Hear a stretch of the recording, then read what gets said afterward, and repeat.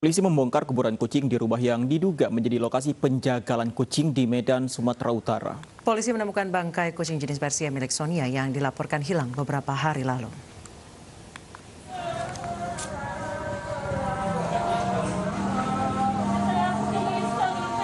Sonia hanya bisa menangis saat polisi membongkar kuburan kucing di rumah jagal kucing Jalan Tangkuk Bongkar 3, Medan, Sumatera Utara. Polisi menemukan bangkai kucing milik Sonia berjenis Persia. Bangkai kucing yang ditemukan langsung dibawa polisi sebagai barang bukti. Selain membongkar kuburan kucing, polisi telah memeriksa 6 saksi, yaitu pelapor dan tetangga di sekitar rumah jagal kucing. Komunitas pecinta kucing Medan berharap kasus ini dituntaskan polisi dan pelaku dihukum agar tidak ada lagi kejadian serupa. Kalau sekarang misalnya kucing itu dikonsumsi dia sendiri, tersangka tadi. Kalau sempat kita nggak tahu, tiba-tiba itu jadi olahan yang dikonsumsi banyak masyarakat seperti bakso atau segala jenis yang lainnya. Itu kan kita khawatirkan, Bang. Pemilik kucing telah resmi melaporkan kasus penjagalan kucing ke Mapolsek Medan area. Petugas masih melakukan penyelidikan dan memburu pelaku. Dari Medan, Sumatera Utara, Adi Palapa Harahap, iNews melaporkan. Dan pemirsa, untuk membahas lebih lanjut terkait rumah jagal kucing sudah bergabung bersama kami pemilik kucing Sonia Rizky. Selamat sore Sonia. Selamat sore Mbak. Baik Sonia, sebelumnya kami mohon maaf, kami mengerti kesedihan Anda kehilangan Tayo yang memang sempat hilang sejak hari Senin. Sonia, sejauh ini apa informasi terkini dari kepolisian terkait laporan Anda? Informasi terkini dari kepolisian, kalau masalah itu kayaknya Mbak bisa langsung tanya ke polisinya aja gitu. Anda belum dikabarin sama sekali terkait masalah ini? Belum, sampai sekarang belum sih. Baik, Sonia, Anda pertama kali mendapat informasi adanya rumah jagal ini, boleh Anda ceritakan kepada kami? Pertama nanya sama tetangga-tetangga di belakang rumah, katanya ada yang lihat kalau kucing saya itu ada yang mukul dan ngebawa ke goni, kayak goni nek beca gitu. Ternyata memang dia yang melakukan itu memang udah sering ngelakuin itu pada kucing-kucing lain gitu. Jadinya pas yang nampak ini ditanyain sama ibu saya, mereka bilang itu yang di Tangguh Bongkar 7 itu yang biasa motongi kucing. Jadi kami cek ke sana.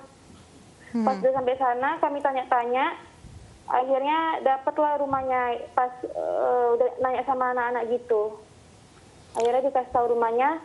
Dan gak lama kemudian kami di depannya rumahnya itu nampak goni yang pinggirannya itu banyak darah. Terus kami bongkar goninya dan ternyata isinya itu banyak kepala kucing yang udah terpotong-potong, juga ada usus-ususnya gitu dan bagian-bagian lainnya. Sonia dan tetangga di sana apakah tahu siapa pemilik rumah jagal ini, kemudian aktivitasnya sehari-hari apa sebenarnya Sonia? Pemiliknya saya sih nggak tahu ya, soalnya saya juga baru pindah ke situ. Kalau informasi yang beredar? Informasi yang beredar, saya nggak tahu namanya siapa, tapi saya juga nggak pernah jumpa orangnya. Tapi ya memang orang sana mungkin yang kenal gitu. Baik, memang warga sekitar memberitahu Sonia bahwa orang ini suka menjagal kucing dan anjing ya? Iya, benar. Baik, Sonia, pada saat Anda melaporkan ke polisi terkait masalah ini, bagaimana respon dari kepolisian?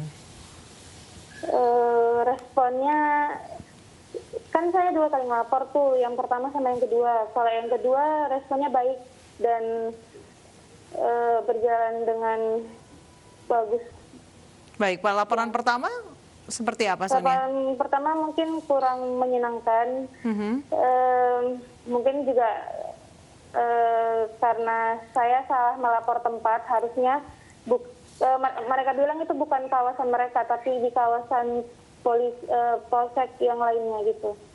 Oke, Sonia, sampai saat ini berarti belum ada informasi tambahan dari kepolisian. Anda kabarnya sudah diperiksa ya oleh polisi sebagai saksi ya? Iya, udah diperiksa. Apa yang ditanyakan oleh kepolisian, Sonia? Ya, kronologi pastinya. Kronologi gimana ya, hilangnya kucing sampai menemukan beberapa potongan-potongan kucing. Oke, Sonia, tadi Anda mengatakan bahwa tetangga mengatakan bahwa yang memukul kucing Sonia tadi adalah orang yang biasanya menjagal. Berarti sudah banyak kejadian serupa sebelum kucing Sonia? Ya, yang saya ketahui seperti itu sudah sangat banyak. Oke, Sonia mengetahui biasanya orang ini mengambil kucing liar, kemudian kabarnya dijual katanya dagingnya. Anda mendapat informasi itu dari mana, Sonia? Dari tetangga-tetangga di belakang juga. Oke, Anda boleh cerita seperti apa percakapannya ketika itu terkait dengan informasi bahwa daging ini dijual gitu? Maaf, bentar. Oke. Gimana, Mbak? Informasi yang Anda dapatkan dari warga di sekitar rumah jagal itu terkait memang Bapak ini suka menjaga kucing atau anjing, kemudian dagingnya dijual 70.000 per kilogramnya, boleh Anda ceritakan? Ya, saya bertanya ke beberapa orang di belakang, memang mereka bilang daging kucingnya itu dijual 1 kilo 70.000, atau kalau tidak jadi untuk sambil minum tua gitu, apa namanya, lupa gitu. Dan yang ngomong itu bukan cuma satu orang, tapi beberapa orang gitu. Baik, Sonia, saat ini penyelidikan tengah berjalan, polisi juga tengah memburu pelaku yang sampai saat ini belum diperiksa ataupun belum ditahan. Harapan Anda akan kasus ini seperti apa, Sonia? Harapannya cepat selesai, karena kata polisinya pelakunya belum ditangkap karena masih kurangnya bukti dan kurangnya saksi. Baik, kita tahu bahwa undang-undang di Indonesia terkait dengan penyiksaan binatang ini untuk hukumannya tidak berat seperti itu. Harapan Anda apa? Harapan saya hukumannya pasti dirubah biar pelakunya jera gitu. Kalau hukumannya seringan itu kayaknya terlalu ringan menurut saya. Kayak gitu dia keluar nanti, misalnya pun dia masuk ke dalam penjara, setelah keluar dia bisa melakukan hal yang sama lagi. Baik. Terima kasih Sonia telah bergabung bersama kami. Semoga segera ada kelanjutan dari kasus ini.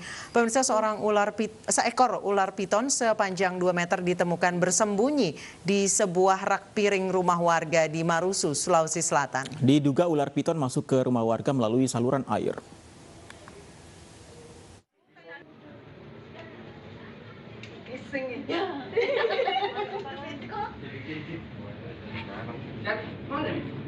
Pemilik rumah dihebohkan dengan penemuan seekor ular piton berukuran 2 meter tengah melingkar di atas rak piring di Kecamatan Marusu, Kabupaten Maros, Sulawesi Selatan. Ular piton ini diduga masuk ke rumah warga melalui saluran air.